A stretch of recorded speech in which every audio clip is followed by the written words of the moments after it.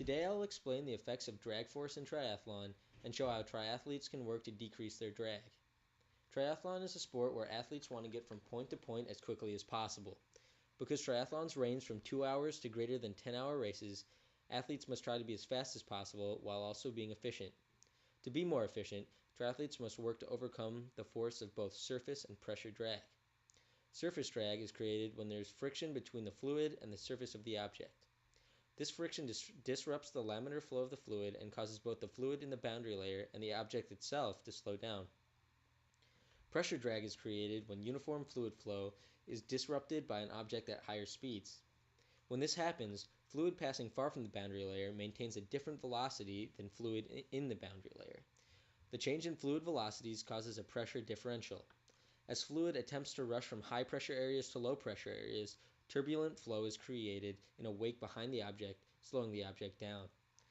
Drag affects triathletes in all sections of the race, but is a more predominant factor in the swim and bike legs.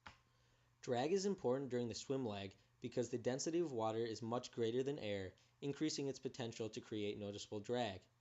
Drag affects swimming most severely when an athlete has poor body position and lets his or her legs drop. This increases the athlete's frontal area and disrupts the uniform flow of water, creating pressure drag. To decrease drag in the swim leg, athletes can use a wetsuit or swim skin and a swim cap. These provide a very smooth surface for water to move around, minimizing surface drag. At the same time, buoyant material in wetsuits helps improve swimmers' body position by lifting their legs and creating a more streamlined profile.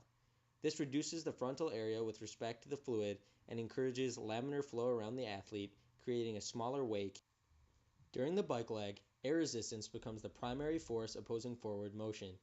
Like swimming, both surface and pressure drag are apparent during cycling, but pressure drag is the more dominant form. High pressure drag is created in cycling when frontal area is large. A high body position breaks more uniform airflow and causes a more substantial turbulent wake. There are several measures cyclists and triathletes take to minimize frontal area and decrease their coefficient of drag. These include lowering their body position and using aerodynamic equipment such as helmets, wheels, bike frames, and skin suits. Position. As I mentioned earlier, a lower body position significantly decreases frontal area. In time trials and triathlons, athletes often try to get as low as they can without causing problems to their pedaling mechanics and power output. Skin suit.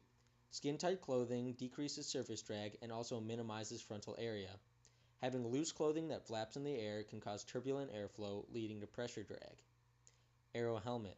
An aero helmet provides a smooth leading edge and encourages a steady transition of airflow from the athlete's head to his back. Aero wheels. Deep section wheels work to decrease pressure drag by lengthening the rim. This allows air to remain on the boundary layer longer, creating a smaller wake. Frame. A time trial bike frame encourages a lower rider position and uses aerodynamic tube shapes to decrease pressure drag, much like aerodynamic wheels. I will now apply what we've learned to a basic drag force problem. Force of drag is equal to negative 0.05 times the product of the density of the fluid, the coefficient of drag, the frontal area exposed to the fluid, and the velocity of the object squared. Cycling in an upright position without aerodynamic equipment may give a coefficient of drag of 0.9 and a frontal area of 0.5 cubic meters. The other values are constants, with a velocity of 40.2 kilometers an hour or 25 miles an hour and a fluid density of 1.2 kilograms per cubic meter. The force of drag in this situation equates to 43.6 newtons. If the cyclist were to lower his body position and use aerodynamic equipment, his coefficient of drag may be lowered from 0.9 to 0.8, while his frontal area may be reduced from 0.5 to 0.3 cubic meters. The force of drag in this scenario drops to 23.3 newtons for around a 47% decrease. This reduction in drag can have a significant impact in triathlons where biking can last anywhere from an hour to greater than 6 hours.